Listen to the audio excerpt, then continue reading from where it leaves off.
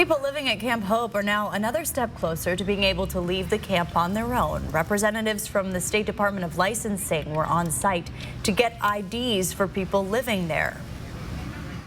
Over-enthused. I don't even know. I'm kind of speechless about it, honestly.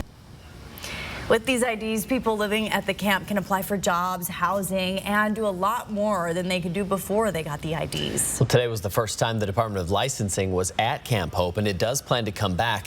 Bronte Sorotsky is live at Camp Hope with what these IDs will mean for people living there. Bronte. Well, Aaron, this is huge for people living at Camp Hope. For some, these IDs are the missing piece that they need to find housing. If it wasn't for me being able to get my ID today, I'd probably be screwed. Dorthy Baxter has lived at Camp Hope since the beginning. I've been here since City Hall. I moved over here when they moved over here. She says she's tried to leave, but without an ID, she couldn't apply for housing.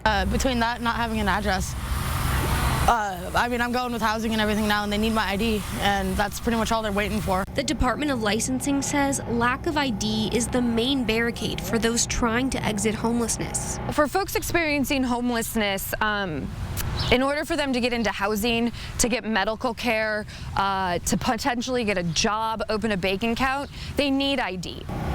So DOL here today is really just trying to help those folks get that one piece of plastic that sets them up for success. The Department of Licensing says it falls in line with their mission and vision to help everyone living in the state. Getting housing, getting medical,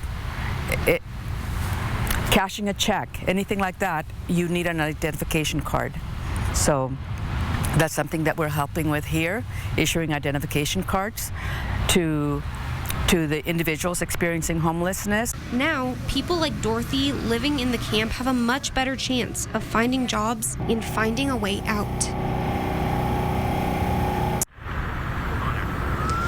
Now, the Department of Licensing will continue to provide these services every Wednesday for the next 3 weeks. Reporting live in East Central, Bronte Sorotsky, 4 News Now. Bronte, thank you.